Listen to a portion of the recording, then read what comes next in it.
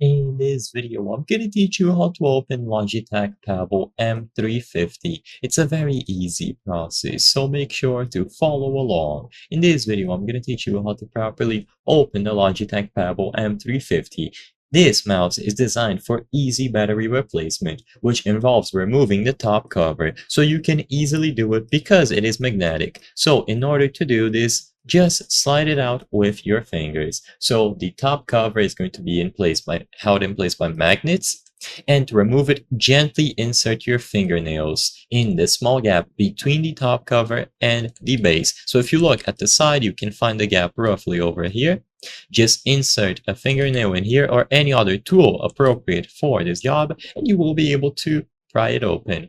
So carefully pry the top cover upwards. It should detach relatively easily due to the magnetic connection. And with this done, you will now have access to the battery compartment. If all you want to do is replace the battery, you can take it out. So they have this part here that you can use to lift it up and then insert a new one. Make sure that you insert it again in the correct position. After this is done, you can replace it with the top cover and it will magnetically attach itself in place. There's no secret to this. Now, if you want to open it further to mess with the internals, then what you have to do is use these holes here. So you will have to use a screwdriver to take apart these screws that you can find on the cover.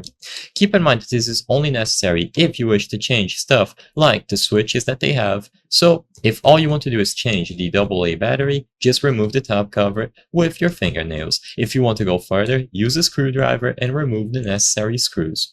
Once they have been removed, you now have access to the internals of the mouse, and you can change whatever you prefer in here.